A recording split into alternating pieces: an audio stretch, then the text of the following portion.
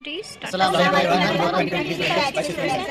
Selection यहाँ NEET के through हुआ है। ये यूनानी पैथी काफ़ी बेनिफिशियल है और इसके साथ साथ यहाँ पर जो टीचर्स हैं उनका टीचिंग वे भी बहुत अच्छा है और यहाँ के टीचर्स बहुत हेल्पफुल और सपोर्टिव है। हमारे सारे डाउट्स बहुत इजीली में क्लियर करते हैं। हमारी ओपीडी में पेशेंट लोड बहुत अच्छा है। ओवरऑल यहाँ का एटमॉस्फेयर बड़ा अच्छा है, चाहे वो हमारे टीचर्स हों या सीनियर्स। इंशाल्लाह सीखने के लिए चाहिए, सीख के रहेंगे। यहाँ पे गठिया के लीवर से संबंधित आते हैं। एक पेशेंट तो बहुत पुराना है, 6 महीने से ट्रीटमेंट ले रहा है, 20 kg बेड भी लॉस हुआ है। और आईपीडी में हमेशा 100-120 ऐसे मरीज रहते हैं और ओपीडी में तो काफ़ी रहता है। आईपीडी यहाँ की बगैर नहीं है।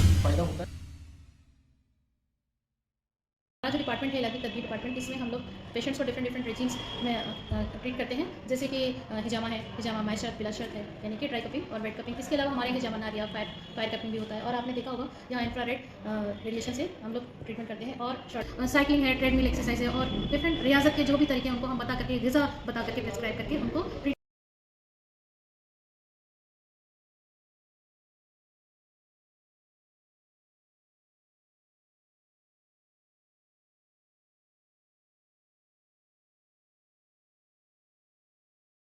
एक से 23 किलो अब कितना है? अब 25 किलो कम हो गया है। अच्छा, तो फायदा हुआ है आपको? जी बहुत फायदा हुआ है। तो मैम ने बेसिकली आपको क्या चीज़ें सजेस्ट करी जिसकी वजह से आपका कम हुआ है मैम वेट? ने तो डाइट बताई थी अच्छा, और एक्सरसाइजेस आपको एक्सरसाइज के ऊपर साइकिल चलाते हैं वो चलाते हैं।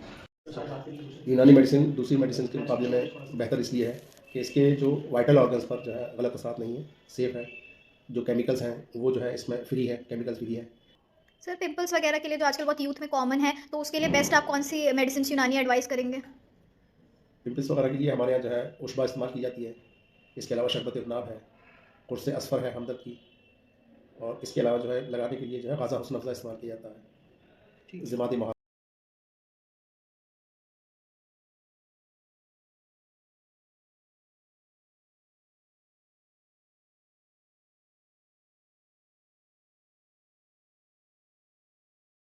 यूनानी सिस्टम ऑफ मेडिसिन का रोल सिर्फ ऐसा नहीं है कि क्रॉनिक डिजीज़ में है, एक्यूट कंडीशन में भी हमारी दवाएं काम करती हैं। और जब मॉडर्न मेडिसिन से बहुत सारे केसेस ऐसे होते हैं जो एडवर्स इफेक्ट हो रहे हैं, लॉन्ग टर्म मेडिसिन नहीं चलाई जा सकती है। ऑस्टियोआर्थराइटिस हो गया, रूमेटॉइड आर्थराइटिस, इसमें लॉन्ग टर्म मेडिसिन चलती है तो बहुत सारी प्रॉब्लम पेशेंट को आती है। तो उस कंडीशन में हमारी हम बहुत अच्छा ऑल्टरनेट इसको दे सकते हैं यूनानी सिस्टम ऑफ मेडिसिन से। तो हम यहाँ पर ऑस्टियोआर्थराइटिस, रूमेटॉइड आर्थराइटिस, इवन कि टॉन्सिलाइटिस वगैरह में जहाँ पर टॉन्सिलेक्टमी इंडिकेटेड हो जाती है, वहाँ पर भी हम अपनी मेडिसिन से पेशेंट को निकाल ले जाते हैं। हमारे यहाँ हॉस्पिटल में डेली तकरीबन 500 पेशेंट विजिट करते हैं। अच्छा रिजल्ट है, डे बाई डे पेशेंट की नंबर ऑफ़ पेशेंट यहाँ बढ़ रहे हैं, सर्जरीज़ भी हो रही है, बहुत सारे जो रेजिमिनल थेरेपीज़ हैं यहाँ चल रही हैं, बहुत सारी मोडालिटीज़ उसमें यूज़ हो रही हैं, पेशेंट्स को बहुत फ़ायदा हो रहा है। और फ्यूचर में इसकी डिमांड इंडिया ही नहीं अब्रॉड भी होगी। हमारा जो है सर उनका नेचर भी बहुत अच्छा है और मैं लगातार यहाँ पर 1 साल से अपना ट्रीटमेंट करा रही हूँ।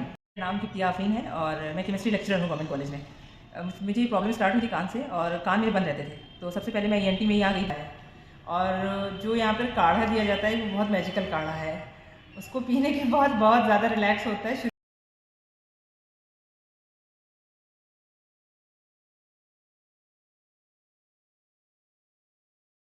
सर मेरा ये पूछना है कि आप यहाँ कब से सर्जरी कर रहे हैं? हम यहाँ 2018 से कर रहे हैं जी, और लगभग यहाँ सारी सर्जरीज कवर हो चुकी हैं। जैसे पित्त की थैली का असर हो जाता है तो कोलिसिस्टेक्टमी करा जाता है, प्रोस्टेक्टमी करी जाती है, किडनी स्टोन का है, रीनल स्टोन हुआ है, यूरेट्रिक स्टोन हुआ है, हर्निया हुआ है, इंसिजनल हर्निया हुआ है, अपेंडिसाइटिस हुआ है, और लगभग जनरल सर्जरी में लगभग सारी कवर हुई है। एपेंडोप्लास्टी हुई।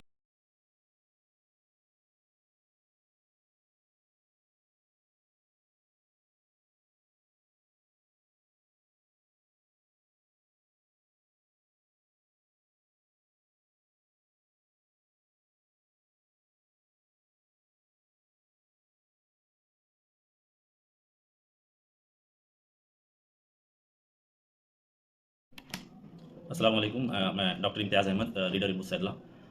सैदला जो कि इल्मुल अदविया का ही एक ब्रांच है और इसको इल्मुल अदविया से इसलिए अलग किया गया था ताकि दवाओं के अंदर जो क्वालिटी है उसको मेंटेन किया जाए, क्वालिटी कंट्रोल को मेंटेन किया जाए, और दवाएं जो हमारे यहाँ बन रही हैं उसका एक प्रॉपर SOP हो, स्टैंडर्ड ऑपरेटिंग प्रोसीजर के जरिए वो बनाए जाएँ ताकि उसका जो है स्टैंडर्डाइजेशन मेंटेन रहे। जब स्टैंडर्डाइजेशन मेंटेन रहेगा तो उसके अंदर क्वालिटी आएगी, और जब दवा के अंदर क्वालिटी आएगी तब फिर वो मरीज़ को वो फ़ायदा पहुँचाएगी।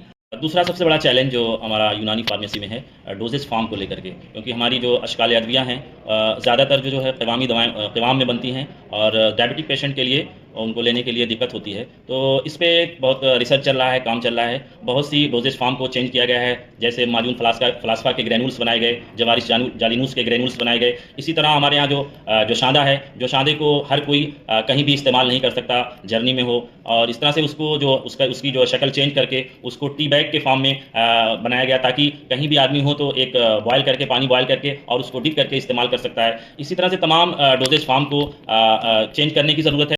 देखिए, यूनानी सिस्टम मेडिसिन में सबसे जो इम्पॉर्टेंट चीज़ ये है कि ये रूट कॉज पर जाती है और रूट कॉज पे जाके ट्रीट करती है, ना कि सिम्टोमेटिक। तो और दूसरी चीज़ ये है कि इस मेडिसिन के अंदर कोई साइड इफ़ेक्ट नहीं है। दूसरी चीज़ ये है कि हम लोग के यहाँ जो ट्रीटमेंट के अलावा जो हमारा रेजिमिनल थेरेपी है, वहाँ पर हम वहाँ पर सर्टन प्रोसीजर करके जो है, और जो फासिल मादे होते हैं, जो ख़राब एलिमेंट जो बॉडी में जमा होते हैं, उनको डिटॉक्सिफाई करते हैं और हम पेशेंट को हेल्थ में वापस ले आते हैं। यानी हमारे यहाँ जो मेडिसिन है वो होलिस्टिक अप्रोच हमारी जो है वो यूनानी मेडिसिन के अंदर हमारे सिस्टम के अंदर पाई जाती है।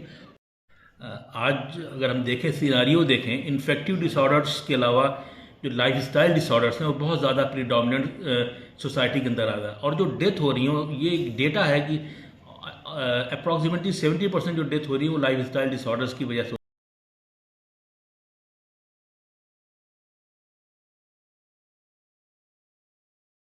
वन हेल्थ जो एक थीम है यूनानी डे के सेलिब्रेशन के लिहाज से, वो एनसीआईएसएम गवर्नमेंट ऑफ इंडिया की तरफ से दी गई है। इसका मफहूम ये है कि एक ग्लोब पे रहने वाले हर इंसान को अपनी हेल्थ चाहिए, और उस हेल्थ को मेंटेन करने के लिए इस वक्त दुनिया में कोई एक सिंगल पैथी, कंप्लीट पैथी नहीं है कि जिससे उसको हेल्थ को रीगेन किया जाए। तो उसने एज होल होलिस्टिक अप्रोच करके पूरी दुनिया की जितनी फ़ायदा पहुंचाने वाली, हेल्थ को गेन करने वाली थेरेपीज़ हैं, पैथीज़ हैं, उनको एक साथ इंटीग्रेट किया जा रहा है। और उसको गवर्नमेंट ऑफ इंडिया ने G20 के थ्रू पूरी दुनिया में आयुर्वेदा को बेस बना के पूरा इंटीग्रेशन किया जा रहा है, जिससे लोगों को कंप्लीट हेल्थ हासिल हो। Special role in curing and prevention also in dermatological ailments। और यहाँ पे बहुत सारे ऐसे पेशेंट्स आते हैं क्रॉनिक डिजीजेस से परेशान होकर, जो एलोपैथी, होम्योपैथी और डिफरेंट पैथी से इलाज कराने के बाद भी क्योर नहीं होते हैं, बट हमारे यहाँ वो लोग आते हैं and they get cured and we are proud of that. Thank you. को मिल रहा है एज बिकॉज क्योंकि पेरेंट्स जो हैं वो बहुत ज़्यादा अवेयर हो गए हैं कि अब उन्हें अपने बच्चों को केमिकल फ्री दवाओं की तरफ या फिर उन्हें थोड़ा सेफ रखना है, तो इसलिए वो herbal medicine and holistic approach अपना रहे हैं। यूनानी सिस्टम ऑफ मेडिसिन का जो फ्यूचर प्रॉस्पेक्ट है वो बहुत ही ब्राइट है। उसकी वजह ये है कि मिनिस्ट्री ऑफ आयुष की कोशिशों से AYUSH as a whole globalise हो रहा है और जामनगर गुजरात में WHO का पहला ट्रेडिशनल मेडिसिन का सेंटर अवेलेबल हो रहा है। उसके डेवलपमेंट के बाद ट्रेडिशनल सिस्टम ऑफ मेडिसिन, खासतौर पर इंडियन सिस्टम ऑफ मेडिसिन जिसमें आयुर्वेदा, यूनानी, सिद्धा, स्वारिका और होम्योपैथी भी उसमें अगर हम चाहें शामिल कर सकते हैं, इनका डेवलपमेंट बहुत फास्ट होगा। ग्रोथ बहुत तेज़ी से बढ़ रही है, डिमांड बढ़ रही है दवाओं की सिर्फ हिंदुस्तान में नहीं, बाहर भी एक्सपोर्ट बहुत ज़्यादा हो रही हैं। जो यूनानी दवाएँ जो फार्मेसी